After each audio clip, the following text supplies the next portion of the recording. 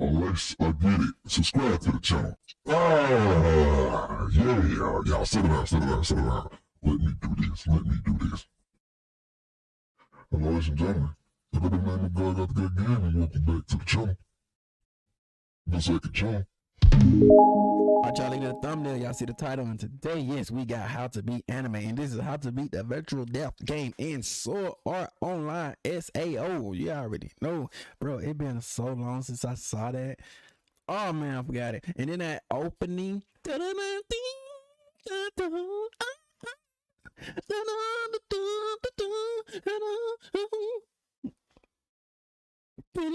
me, boy, don't get me started. But yeah, anyway, how y'all day been? Y'all been doing good? I've been doing so you already know. Link is gonna be down in the description below. Like, comment, subscribe, what for the new slogan. I'm the greatest. I'm the worst. I am. God, got to get the video on studio. And if my camera look like I'm invisible, I've been tweaking with my camera, bro. I like how I look. I look like I'm invisible, bro. For some reason, I like that visible thing. I like to be myself. I like to be looking unique in weird ways, bro. I can't help it. I'm somewhere like I do it, bro. Let's get it. If you were trapped in a virtual reality death game where one wrong move in-game will kill you in real life, what would you do? You're gonna have to clear 100 levels if you want to free yourself from this beautiful prison. I'm going to break down the mistakes made, what you should do, and how to beat the virtual death game in Sword Art Online. I ain't gonna hold you, boy. I don't really know we in, but boy, I probably ain't gonna make it past level 38. Because Kirito here isn't a buff 5'7" warrior chick that sits inside and plays death games all day. No. That's why you're better off going outside and getting a fresh, healthy round of Raid Shadow Legends. This free-to-play game on iOS and Android and PC will cast you as one of the many long-dead Talarian warriors to be resurrected by Talaria's immortal guardian, the Arbiter, to stop the Dark Lord Siroth in the east. So join millions of players to battle alongside with you, or take on real-life players in PvP battles in the arena, with over 650 completely unique champions to collect from different factions. Because unlike SAO, this game will treat you to the hottest battles that won't cost you your life. And these guys have just released a special buff blonde-haired MMA and pro wrestling legend character for you to play as Ronda Rousey! And battling as Ronda Rousey means that you'll be able to experience her crazy in-game backstory, with her character taking some inspiration from her background in combat sports. Because this warrior fights with her bare fists, trained since birth alongside her several brothers, and eventually becoming the queen of the arena. Use the special promo code RAIDRONDA to get a bunch of cool shit for leveling up your Ronda! And this month's Raid's got a bunch of huge new updates with a ton of features, from new champions being added to the mix, as well as some really cool holiday looking champions for those looking to get into the festive spirit. And the bastions even been decorated to look all wintry too. Oh, so nice.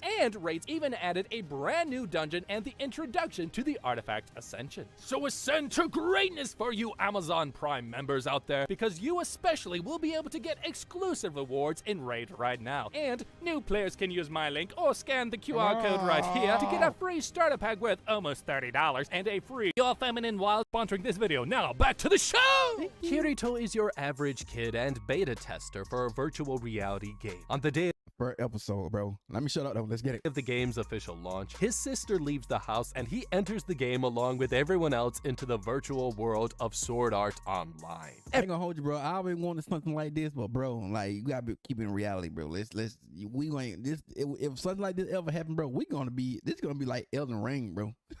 We all dying.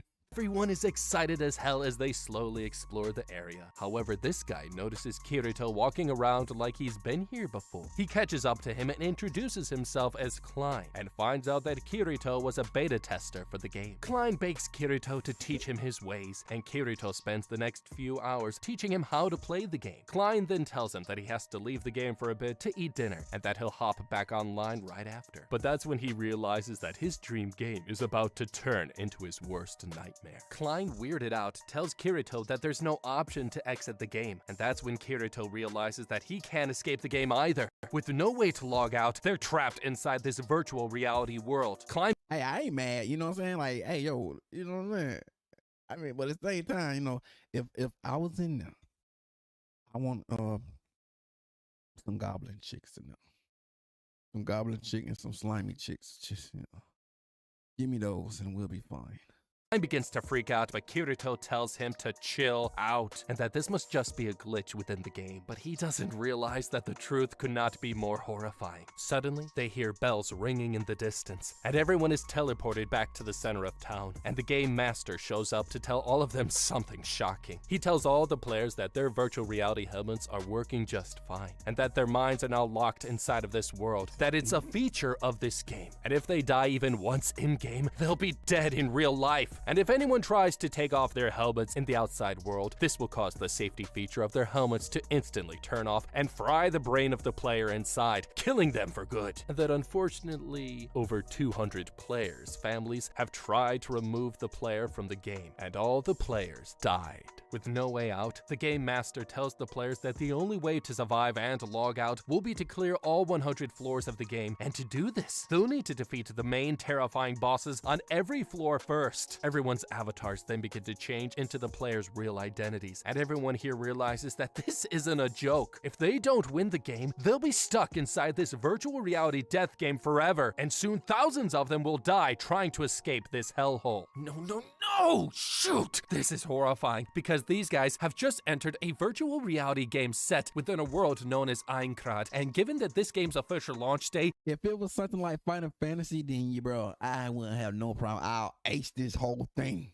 had over 10,000 people unknowingly sign up to participate in this death game is insane! This is just like the Matrix, and now somebody has to become Neo. We've now become stuck in this Matrix-like hellhole with no escape. The VR headsets that these fools are wearing contain a safety switch that if anyone tries to take off their helmet, it will emit a powerful microwave signal that will shoot right through their brain, killing them instantly. And if this is similar to microwave signals in real life, then that means that these helmets are capable of transmitting frequency radio signals similar to weapons known as directed energy weapons. While this helmet might not be capable of producing the same amount of power as a full-on laser death beam, the simple effect of emitting a radio frequency signal while housing the player's brain inside of their helmet means that their brain will likely be overwhelmed by the simultaneous activation of countless nerves, resulting in the player going unconscious at first. But since the game master said that the microwave signal will kill the player instantly, it's likely that the radio signal that's going to be emitted will be put out at a lower frequency, as a higher frequency will likely not be enough to penetrate the skull and reach the brain itself. And that means that once the radio signal starts to emit, essentially the player's head will be cooked inside of their very own microwave helmet, frying the brain before exploding your mostly water-filled eyeballs and rupturing every cell nerve ending in your face and skin. But this all does happen within a split second, meaning you probably wouldn't feel a thing. Maybe. People begin to panic left and right, and everyone freaks the hell out. Kirito then quickly drags Klein into this alley and tells him that in order to escape, they'll need to first upgrade all of their weaponry and become as strong as possible if they want to survive. But Klein tells Kirito that he has friends in the game that he needs to go help first. They then agree to part ways for now and go on their separate journeys. 1 month later, all the players hold a meeting because everything has gone terribly wrong. No one since the game has begun has been able to clear the first floor, and over 2,000 players have already died. But this blue-haired guy says that his guild has finally managed to discover the location of the first floor boss. If they kill the boss, they'll manage to make it on to the second floor. Everyone then teams up, and Kirito then partners up with this mysterious girl, Asuna. Blue-haired guy then takes out a guidebook of the game, detailing all of its enemies. He says that this book was written and left behind by an ex-beta tester as a sign of goodwill. Hint, hint. He then reads the guidebook out loud and goes over the enemy boss, its powers, and what horrors they should expect. The next day, the raid group sets out to the boss's lair, entering through this dark door, and they discover the most terrifying enemy yet. The battle begins as blue-haired guy leads his squad to take out all of the minions. They corner the boss, but blue-haired guy gets too cocky and decides to face this monster by himself, and that was his biggest mistake. Suddenly, all the players see the boss monster reveal a different weapon than the one that was detailed in the player guidebook. Shock and terror rolls across Kirito's face, and he yells out to everyone to retreat, but it's too late. The boss monster nearly kills blue-haired guy and sends him flying back. Before he dies, he reveals to Kirito that he was also a beta tester too, and declines to be saved, wanting revenge. Kirito leads the rest of the team to try on a new tactic against this boss, and they manage to defeat him once and for all. What? This was supposed to be an easy win. This was supposed to be an easy thing to do, and now it's turned out to be a gruesome bloodbath. And the terrifying thing is that these guys were super naive to assume that everything detailed within this player guidebook was 100% accurate. Now I get it, not everyone would believe that the guidebook is 100% accurate. But really, they should have been more cautious. They got 75% accurate. Too confident that everything was going exactly as the guidebook said. They should have held back some, and because of this, many of them died. If the guidebook in the first place was solely written based on the beta testers' experience in the game in beta, then they should have accounted for a percentage of human error in the recordings, and they should have also assumed that not everything written in the player guidebook would have been 100% accurate to begin with. And to state the obvious, things can change from a beta to the final version of the game. The problem here is that the monster didn't take out the weapon that Kirito expected, but a different weapon. And the weapon that the boss used to slaughter these players was different than the one that he used in the beta game. And this has huge implications, because that was an update. Means that all the intricacies of the game that they could have expected now have the possibility of being different, which is kind of a duh thing to think about, really, if you really think about it. The game creator just literally announced that this thing has now turned into a real-life death game, meaning Kirito and everyone here going forward needs to expect the unexpected, because they were woefully ignorant from the get-go. Blue-haired guy got way too cocky and sealed his fate when he decided to not use his boy band entourage to help him out or use them as a meat shield, because they were literally standing right behind him. And because of that, literally, blue-haired guy deserves whatever VR hell this game sends him to. The group begins cheering for a job well done, but this guy was watching Kirito during the battle and blames Kirito for blue-haired guy's death and says that he must be an ex-beta tester since he didn't act like the rest of them. He knew how to defeat the boss and didn't tell the group beforehand about the special weapon that he had. He's responsible for the deaths of everyone here. Kirito then begins to laugh and reveals that not only was he an ex-beta tester, but he was the only one in the beta who managed to clear all 100 levels and beat the game. The group is horrified at how much Kirito knows and calls him an outright cheater, but Kirito then says that he doesn't cheat games, he beats them. He then tells everyone that he's the top G around here and leaves. Some months later, Ooh, boy, just flexing, bragging. I hear you now. Kirito gets convinced to join a guild called the Black Cats, and despite being a solo player and being racked with incredible emotional guilt, he accepts their offer, not realizing that everyone he teams up with here will be brutally murdered before the week's end. The next day, he gets word that this girl member of their team named Sachi has gone missing. He goes to find her and discovers that she has nearly lost the will to survive and thinks that escaping this game is impossible. But Kirito then reassures her little self that their guild is strong enough to beat the game and that they'll all be able to escape the game together soon. This kid has no idea how horrifyingly wrong he is. The next day, the guild decides to head to one of the more dangerous higher floors, as hunting on these higher levels will give them more valuable points. However, Kirito thinks they're not ready, but this guy manages to convince him that they can handle it. They reach the higher floors and enter this hidden room, and they Bro, they should have listened to him, because he the OG of all things. He beat the beta, bro. discover a treasure chest. This guy gets excited and he tries to open it, but they suddenly realize that it's a trap. The group begins to panic as they get surrounded by enemies and realize that they can't use their teleportation crystals to escape. Suddenly, everyone except Kirito here begins to realize that they're about to die. These kids bit off way more than they could ever chew, and now they're about to be brutally fudged up. They've gone to floor 27 of Einkrad, which is a floor of perpetual darkness, with very few openings in the exterior of the floor, meaning this floor is generally constantly covered in darkness. And that means from the look of the floor, I could have told you that this level was scary as balls. However, I do get it. This floor is loaded with precious goodies and treasures that they could have used to help them level up and get better at the game, which explains why the group wanted to try this floor out. But the stupid thing is that these group of players underestimated the horrors that they were about to face, and except for Kirito here, all the members knew each other from the outside world, and they were all members of the school computer club. This means that Kirito here should have known that these snotty-nosed little brats' ambitions were bigger than their fighting capabilities. He should have revealed and told them up front that he was way stronger than they all were combined, and that they were clearly overestimating their abilities when it came to what levels they could actually take on. But since Kirito here is determined to win the game at all costs, then he should have been fully committed and been thinking less with his heart and more with his evilness, because his group looks like a lot of beautiful shields of meat meat that he could have used. Because in the run-up to this mission, Kirito got to know all of these kids and could have used this knowledge to get to know them even more and use it to his advantage. The fact is that these people were all friends from the outside world, so it makes sense that their loyalties between them would be stronger than the norm. But Kirito could have used this. Now again, when it comes to getting the treasure, we're all about it. But Kirito, upon first chance of seeing that treasure, should have ordered one of the kids to enter the room while the rest of them hang outside. And on the off chance that it was a trap, whoops, the group has now lost only one. That would have should have did. Wait.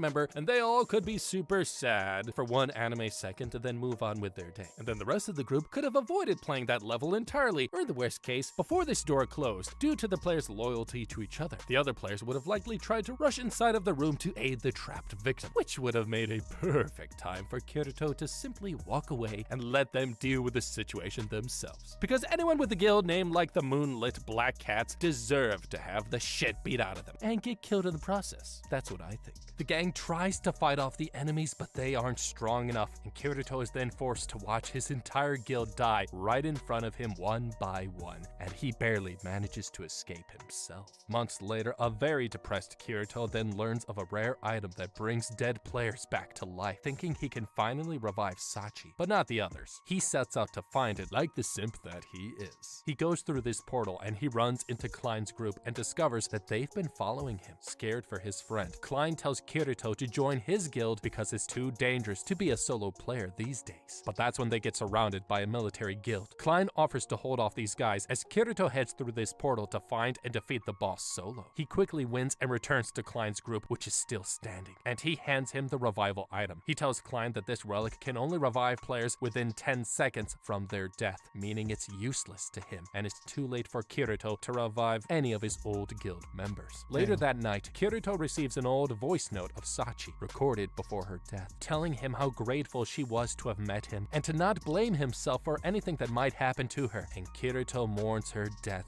even harder. More time passes in-game as Kirito levels up in every way possible, and one day even spots a familiar face, Asuna, while he's relaxing out in the sun during his day off. He finds out that she's risen through the ranks of her own guild and she gives him shit for napping at a time like this. But Kirito tells her to chill out and relax, and she reluctantly joins him but accidentally falls asleep. Later, she wakes up to find Kirito watching over her. Annoyed at herself and knowing that anyone could have killed her while she slept, she thanks Kirito for watching over her and offers to pay him back with a meal. And over the coming weeks, Kirito and Asuna spend more and more time together and even solve a murder mystery that really isn't relevant to the main storyline. But after that, Asuna takes a liking to Kirito and asks him to become her friend, having no idea that this friendship will cost him her life.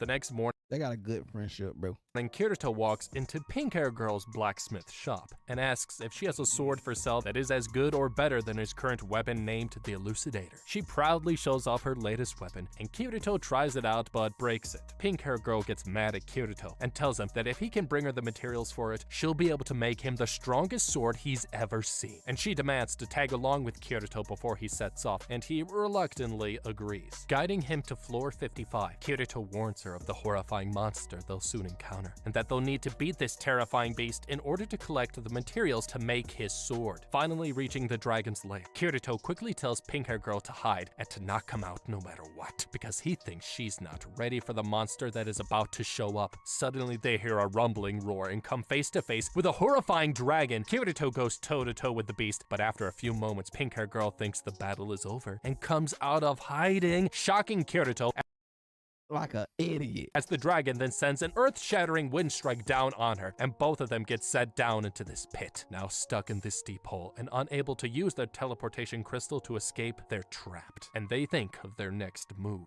Okay, this is insane, because what these kids have found themselves up against was the floor I would have just let her take that. Like, nah, you deserve it. You deserve it. 55's boss, known as the White Worm, a dragon capable of producing a rare mineral inside of its body. So when it has to go drop a Lincoln log, it basically poops out a rare material that can be used by blacksmiths to create some sweet swords. This is why Pink Hair Girl and Kirito are here. Pink Hair Girl clearly underestimated You know what? I take that back. I'm gonna keep her. This dragon's capabilities, because the truth is that this creature could not be more horrifying, because as we've just seen, this monster is capable of using its claws, firing attacks of freezing breath, and a blizzard attack among many other things. The fact is that Kirito correctly assumed that judging from Pink Hair Girl's demeanor and overall persona, yeah, she was a major liability to bring along. And she did nothing but give Kirito more responsibilities to look after, and she didn't even have the decency to shut her big mouth and listen to Kirito's orders. However, he needs her, as obtaining the crystal is only possible with a master blacksmith present in a party. Therefore, Kirito, my good man, I would have suggested that you think long-term and should have brought along a third unsuspecting member for the trip. As much as Pink Hair Girl is an annoying liability, her skill makes her invaluable at the moment, but bringing along a third member along with him could have meant that Kirito could have used this person as a distraction for the dragon and use him or her as a shoot of meat when the time came. Kirito could have easily promised part of the dragon's crystal to the third member from beforehand as promised payment. But of course, this third party member would have never reached that stage, as he would have been dead before that ever happened. In fact, Kirito, if he wanted to be super upfront, he could have advertised a dragon hunting party to the commoners and each floor's adventuring guild, and could have easily recruited 4 to 5 people to his hunting party with the promise that each person would get a portion of the crystal harvested from the dragon. There would have been plenty to go around. I mean, if you look from here, there was a lot of rare important dragon shit. This would have given Kirito more than enough shields of meat to use and distract the dragon when the time came for it, since it likely would have at some point flown down to the surface to take a bite out of these people, and that is when Kirito could have attacked it at a closer range. And in case you haven't noticed, Kirito is way stronger than any of these players, so even if some of the players within his dragon party were to survive the whole dragon attack, Kirito could have simply killed these lower level players after killing the dragon, this way ensuring that no news of player murder would ever reach back down to the other floors. And the fact is that he is in an isolated area, and that means despite his player cursor turning orange after committing murder, this would only be temporary and would go back to green in no time, meaning he could have just waited it out on floor 55 until the coast and his player cursor was clear. And let's not forget Pink Hair Girl. I mean, Kirito could have simply threatened to kill her until she made his sword, and then could have killed her anyways afterwards. But then again, Pink Hair Girl is friends with Asuna, so that's probably a bad plan. Scratch that. Out of options for now, the two decide to make camp for the night. The next morning, Pink Hair Girl sees Kirito digging, and he discovers the special dragon's medal that they were looking for. But they quickly realize that there's an awful lot of these things around here. They quickly realize that this isn't just a hole. This is the dragon's nest, and the two hitch a ride on the dragon that suddenly comes down to greet them. Later back at town, Pink Hair Girl crafts Kirito's new badass weapon. He offers to pay her, but she says that all she wants is to be Kirito's exclusive personal blacksmith from now on. Kirito agrees, and now with a new weapon and some new help, he prepares to take on more of the game's terrifying levels. 2 years go by and more deaths have occurred, and the players of Sword Art Online have begun to grow desperate. But some players have even begun to give up, stating that the world they live in is just as good as the real one. Kirito, still a Man, that's crazy right there, man. solo player, continues to try and defeat the game's higher levels, and one day he spots and catches a rare rabbit in the woods. Killing it, he brings it back to town and bumps into Asuna, the only one in town who has leveled up all of her cooking points, and the only one who can actually make the bland food in the world they live in taste good. She offers to cook it up for Kirito, so long as she gets half of the meal. But little does Kirito know that Asuna has other intentions. At dinner, she pretty much forces Kirito to stop playing solo and to join her into becoming a party of 2. Kirito, knowing the horrors of what happened to his first party, reluctantly agrees. And that was a big mistake. The next morning, the two meet up and prepare to take on another level. But suddenly, Asuna's bodyguard from her guild shows up. Turns out he's I remember him, bro. God, dog. been secretly following her. The bodyguard known as Creepy Face demands that Asuna come back to the guild with him, but Kirito stops him and challenges him to a duel, stating that Asuna can go with whoever she wants. The battle occurs, but however, it's over in a matter of seconds. Kirito easily defeats Creepy Face and sends him home packing, but he unknowingly made a new enemy that will soon try to kill him. Kirito and Asuna eventually reach floor 74 and battle their way through the level, with Asuna being way more capable than any of Kirito's old teammates. They finally reach the boss room, and Kirito says that they should be safe if they only take a small peek into the room, readying their teleportation crystals in case shit goes south. They open the doors, but that's where they come across the most horrifying beast, a Minotaur. The two retreat just outside and try to plan their battle tactics. However, they suddenly spot Klein and his party, and they are stunned to find Kirito in a party with a girl? Just then, they're joined by the What a girl, bro. What are they trying to say, bro? You with a girl, bro? Some girls know how to battle, bro. Army, a guild that operates on the first floor, and they aggressively demand that Kirito hand over all of his map data since he's the player that's cleared the most floors, forcing Kirito to give it to them. However, something is off, and Kirito notices that all of these troops are exhausted, and Kirito warns the leader of the troops that his men aren't ready for the boss that awaits them in this room. But the leader tells him to shut his face, and the army leader orders his men to fight the boss, triggering the start of a most beautiful bloodshed. Suddenly, Kirito and Asuna hear beautiful screams roaring from the boss's room, and the group starts to investigate. Seeing the bloodshed, the Minotaur has killed nearly all the soldiers, and Kirito discovers that they can't use their teleportation crystals in this room. Asuna and Kirito quickly realize that unless they help these people, they'll all be brutally murdered. Okay, this is insane! I mean, might as well, man, help them out.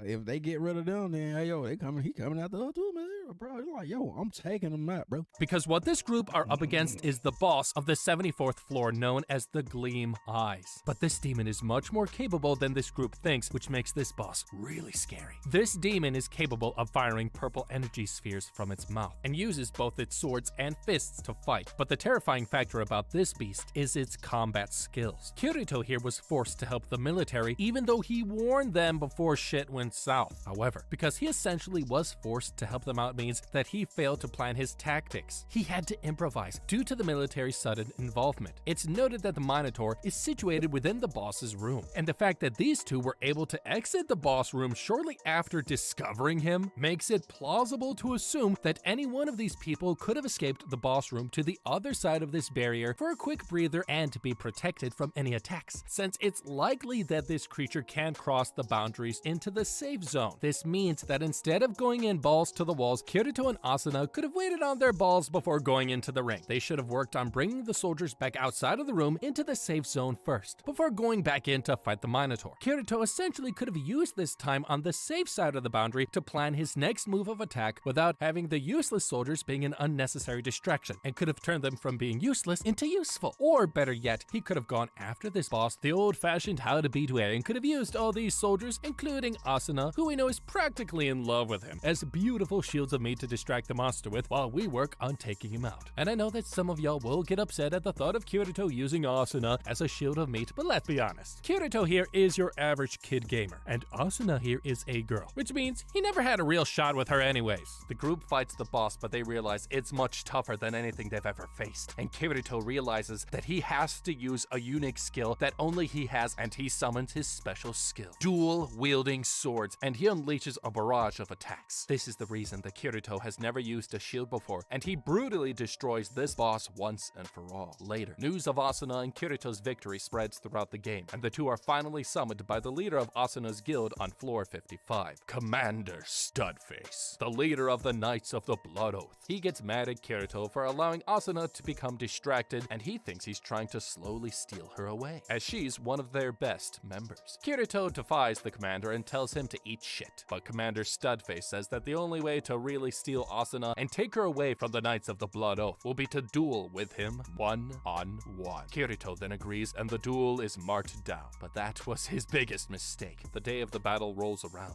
and Kirito gets ready for what he thinks will be an easy win. The battle starts, and he attacks Commander Studface with dual blades, but is surprised by Commander Studface's defense. He attempts a final and what should be a certified kill on him, but suddenly time slows down and Kirito's attack fails, and Commander Studface lands the final blow on him, losing. Kirito is stunned, but now forced to join Asuna's guild. Later, he is then summoned for basic training, but that's when he discovers that his teachers for the day will be none other than Creepy Face and No Soul Ginger Hair Guy. Heading deep into this dark valley, the group stops for a lunch break. However, that's when Kirito notices that one of his teachers collapsed, and he realizes that they've all just been paralyzed by Creepy Face, who reveals that he's actually part of the murder guild, the Laughing Black Coffins. Kirito is then forced to watch as Creepyface brutally tries to take the soul of no-soul ginger hair guy, murdering him in front of Kirito's eyes. Okay, I mean, you kinda asked for this one, Kirito. Really, you really did. How could Kirito have never expected to be screwed over by a dude that he embarrassed in front of his babe earlier? In reality, he should have assumed that judging by Creepyface's creepy face, this guy obviously was giving off glasses guy energy. Which means from the get-go, Kirito should never have blindly accepted food supplied by him, but this does beg the question. He'll be the last person I'll self-drink with, bro. Cause I beat him, bro. In the first duel. Ugh. How did the guild, the Knights of the Blood Oath, let this murderous psychopath slip past them? Are they really that desperate? Because he was already a part of another guild, the Laughing Coffins, an unfortunately infamous player guild within the game that exists solely to kill other players within the game. And paralyzation is a common method that this death guild uses on their victims before they brutally torture them to death. You kinda think the Knights of the Blood Oath would have some sort of background check on their people. Also, because Sword Art Online mimics real-life flora to an extent, it's safe to say that these two were paralyzed by some sort of tetrodotoxin, an extremely potent poison most commonly found in marine animals, which works by interfering with the transmission signals from the nerves to the muscles, leading to paralysis of the muscles in the body. The fact that something like tetrodotoxin is the likeliest option is due to the geography of where the Knights of the Blood Oath are stationed, floor 55, a floor notable for its diverse flora and fauna with mountains, hilly fields, snow, deserts that are all spread out throughout this floor. This makes the likelihood that Creepyface could have gotten access to this poison through the fish more likely than not. Kirito was way too carefree with his attitude towards Creepyface. We all know Kirito is overpowered, but he was overpowered to the point of being stupid. He shouldn't have trusted him as fast as he did, especially when the dude literally looked like the creepiest piece of shit anybody has ever seen. The writing was already on the wall for this one. This is why if you ever duel in front of a girl and win, you better finish the job and put the loser out of his misery then and there. Creepyface prepares to kill Kirito when suddenly Asuna shows up out of nowhere to save him, having secretly followed them. She gets Creepyface down on his knees and thinks he's surrendered. But just then, Creepyface grabs a nearby sword and is about to murder her when Kirito manages to save her, killing Creepyface once and for all, and losing his left hand in the process. The two then hug it out, and Kirito then asks Asuna if he can stay at her place for the night. Stunned by his boldness, she says yes, and Asuna thanks Kirito for saving her with another meal. And then the two have a hubba of a good time, if you know what I mean. Asuna then proposes that they take a break from the front lines for a bit, but Kirito one-ups her and suggests that they get married. Weeks later, the two adjust to living a quiet life down in one of the more peaceful floors, and they are wandering around this forest when they spot a little girl in the distance, and they think she may be lost from her parents, but something is off, and they realize that the little girl has no in-game cursor above her head. Unlike all the other players in the game, suspicious, they take her back to their house to look after her, and later discover that her name is Yui, and she has no memory of where she came from and why she was alone in the forest. With more questions than answers, they decide to cut their honeymoon short and take this little girl back down to the first floor to look for her parents, back down to the level where this nightmare first started. Heading down to the first floor, they run into the army extorting a group of children, and then Asuna shows them who's boss. But suddenly, the little girl starts reaching for the sky and she mutters the phrase, "everyone's hearts." Suddenly, a loud hissing white noise erupts through the world and the little girl faints. They take Yui to the local orphanage that looks after all the kids in the game. Suddenly, the army's second-in-command enters the orphanage, Silver-Hair Lady. She thanks them for putting the army in their place earlier and asks them for their help, revealing to them that over the years the army guild has become corrupt as hell and has started sending members to their deaths on higher floors. The massacre they witnessed with the army on floor 74 was all because of a rogue general, and this same general has now lured her second-in-command deep under this town's basement to die. Silver-Hair Lady begs these two for their help to save her friend, and they agree, but Yui insists on joining them as well. The group heads deep underground and discovers Silver-Haired Lady's friend, still alive and trapped within a safe zone as he calls out for them. She runs to him through the corridor when all of a sudden, Kirito realizes that this is a horrifying trap. He saves Silver-Haired Lady from getting brutally murdered as they stand off against a new enemy boss whose level is too high for them to see, and they prepare for battle once again. Okay, this is terrifying, because the fact is that this group is up against an enemy whose level is so dang high they can't even see it. This means means that they have no shot against this creature, and this means that it's likely just as strong as the bosses on floor 90 and above. The Fatal Scythe is an extremely powerful boss and is able to kill anyone with just one blow from its scythe if it does it right, and prefers to attack from the shadows, which explains how it tried to attack Silver-Haired Lady from the shadows as she was running. Now, while in reality they can't do much at this point unless they pull off some Deus Ex Machina type of thing, wink wink, Kirito and Asuna should have used Silver-Haired Lady because she was the one asking them for help, and they should have used her as an opportunity to strengthen guild relations between Knights of the Blood Oath and the military. Hear me out now. Asuna is way up there on the totem pole in terms of her position within the Knights of the Blood Oath guild, which means instead of the two of them going down to help Silver-Haired Girl like the two knuckleheads that they were, Asuna, due to her power and position in the guild, should have asked her guild's help on this matter. Also, Silver-Haired Lady is no grunt. She's actually the second in command of the military, which means that it is very likely that she too could have ordered or convinced her own guild to join forces with the Knights of the Blood Oath in saving this one member. And with both forces teaming up, this would have strengthened the relations between the military guild that Silver-Haired Lady belonged to and the Knights of the Blood Oath, which overall would have improved all of the players' chances of getting out of this hellhole alive, due to the fact that everyone's better working together. I know I rarely say that, but in this case, it's true. The gang realizes that there is no way to beat this boss until Yui steps in front of them, and Kirito realizes that she's not just an NPC, she's an immortal object, and she destroys the boss with a single fatal blow. Yui's memories are then finally restored, and she explains to the two how the game system is run by the Cardinal program, and that she was a feature of the game that was meant to aid the player's mental state throughout. However, when Sword Art Online officially launched 2 years ago, the program banned her from interacting with anyone, and she was forced to watch everyone lose their minds. She then explains that Kirito and Asuna were the first people that she saw who felt joy since the game began, and so she set out to find them. However, using her program to save Kirito and Asuna just now means that the Cardinal program knows where she is, and it begins to erase her from the game, effectively killing her. Kirito quickly uses the nearby computer to digitally save Yui's soul inside of this in-game item. Later, the two receive a message from Commander Studface, telling them to return to the front lines for one of the most important battles they'll ever face. But they have no idea that this will be the final battle that they ever do. Commander Studface informs them that he needs every soldier available to save a 20-man team that recently has disappeared down in a boss's lair, and the two agree to help him. The next day, everyone gathers to join the fight, even Kirito's old friend Klein and Bald Guy. They head down into the dungeon, but discover that the room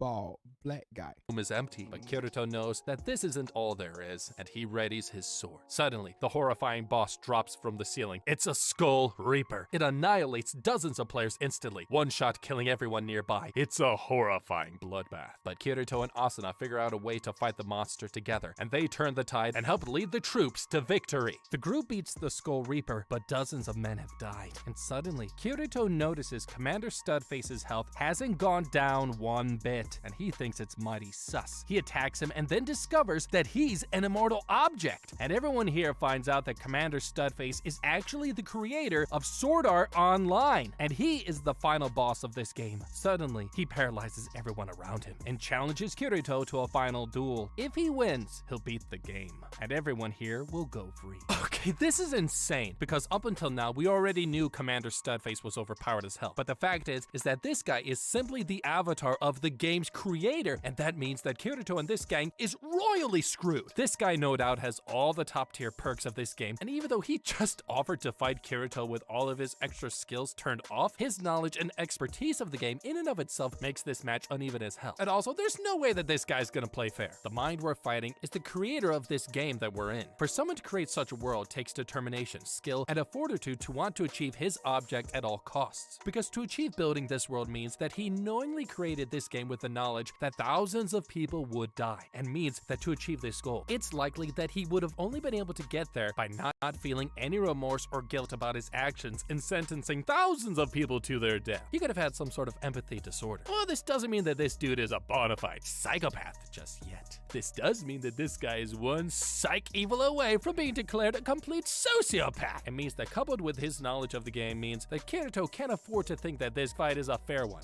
Oh no, it's not. Even if Commander Studface disables all of his powers to fight him, this fight will never be fair. Kirito accepts the duel, and the two two battle it out. However, Kirito is powerless against this god and is about to get killed when suddenly Asuna saves his life and dies. The game's creator then tries to murder a heartbroken Kirito, but his plucky attitude and spirit refuses to die, and he takes Commander Studface down with him, and they then disappear. Suddenly, Kirito wakes up in the middle of nowhere and sees Asuna alive and well, along with Commander Studface, and they see his true identity for the first time. He politely introduces himself as Kayaba and reveals that these two have actually won the game, meaning that soon the entire world of Sword Art Online will shut itself down forever, logging out the remaining players left alive and allowing them to return to the real world. Kayaba then disappears, and Asuna finds out Kirito's real name, and she tells him to come find her when they wake up. Suddenly, Kirito, known in the real world as Kasato, wakes up, and he realizes that he's now back in the real world. Weak and muscle-less, Kasato slowly walks out of the hospital, determined to find his bae once again, proving that when it comes to young love, they will do nothing to find their bae.